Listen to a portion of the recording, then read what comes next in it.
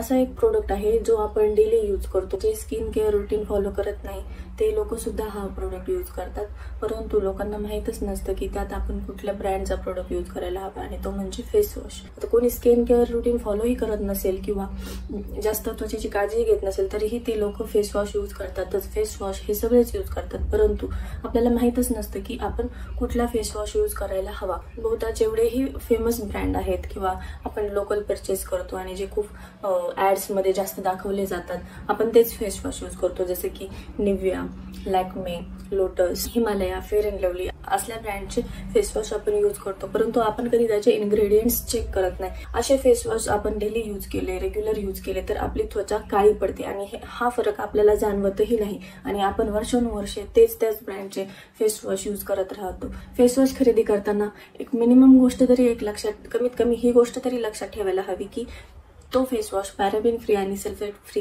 आहे की नाही. आपण सगळ्याच गोष्टी चेक नाही करू शकत, परंतु एक बेसिक गोष्ट आपण चेक करू शकतो की आपण जो फेस वॉश यूज करण्यासाठी खरेदी करतोय तो पॅराबेन फ्री आणि सल्फेट फ्री असायला हवा, यामुळे आपली त्वचा काळवंडली जात नाही. तर असे कोणते फेस वॉश आहेत की जे सल्फेट फ्री आहे, पॅराबेन फ्री आहे आणि जे बजेट फ्रेंडली पण असू शकतात, हे तुम्हाला जाणून घ्यायचं असेल तर कमेंटमध्ये नक्की सांगा, त्यावर एक मी वेगळा व्हिडिओ बनवेन. दुसरी गोष्ट अशी कुठली की जी आपण रेग्युलर यूज करतो परंतु ती आपल्या त्वचेसाठी हानिकारक असते, ते म्हणजे फिजिकल स्क्रब.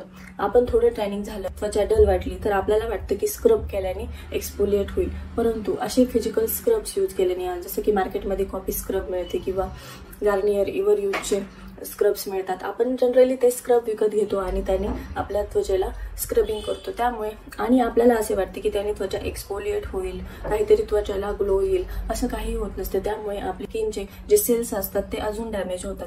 तर एक्सफोलिएशनसाठी आपण एक्सफोलिएटेड सिरम यूज करू शकतो. एक्सफोलिएटिंग सोल्युशन्सही बाजारात मिळतात आणि ते जास्त हार्श नसतात आणि स्किनला डॅमेजही करत नाही, पर्सेंटेजमध्ये चांगले एक्सफोलिएशन त्वचेचं करतात. फिजिकल स्क्रब यूज करण्याऐवजी आपण एक्सफोलिएटिंग सिरम्स किंवा सोल्युशन्स यूज करू शकतो.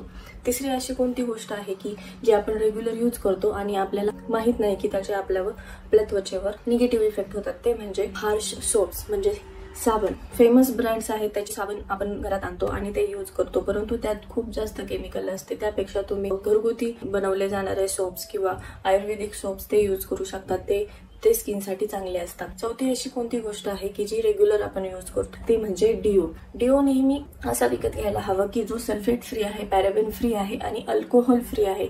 अल्कोहोल फ्री असणं हे मेन आहे, कारण डिओ आणि परफ्युम्स हे बऱ्यापैकी अल्कोहोल बेसच असतात आणि त्या अल्कोहोलमुळे आपली स्किन खूप काळवंडते. तर डिओ विकत घेताना नेहमी तुम्ही ही गोष्ट लक्षात घेतली पाहिजे की तो डिओ अल्कोहोल फ्री असला पाहिजे, पॅराबेन आणि सल्फेट फ्री असला पाहिजे. तर पाचवी अशी कोणती गोष्ट आहे की ज्यात आपण फसले जातो, ते म्हणजे प्रोडक्ट्सवर लिहिलेलं असतं की हर्बल, ऑर्गॅनिक. ह्या गोष्टींवर आपण विश्वास न ठेवता त्याचे इन्ग्रेडियंट चेक करायला हवेत.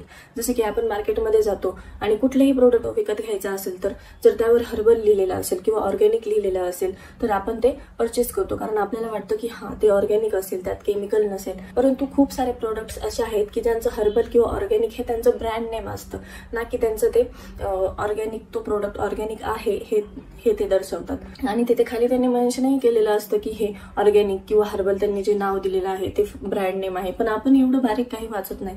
आपण कोणताही प्रोडक्ट यूज करण्याआधी त्याचे इन्ग्रेडियंट्स वाचले पाहिजे आणि बेसिक आपल्याला जर बाकीचे काही म्हणजे एवढ्या खोलवर जर जायचंच नसेल तर ऍटलीस्ट बेसिक ही गोष्ट तरी लक्षात घेतली पाहिजे की आपण जे प्रोडक्ट यूज करतोय ते पॅराबेन फ्री आणि सल्फेट फ्री असायला हवेत. हा व्हिडिओ तुम्हाला इन्फॉर्मेटिव्ह वाटला असेल तर नक्कीच लाईक करा, शेअर करा आणि आपल्या चॅनलला सबस्क्राईब करा.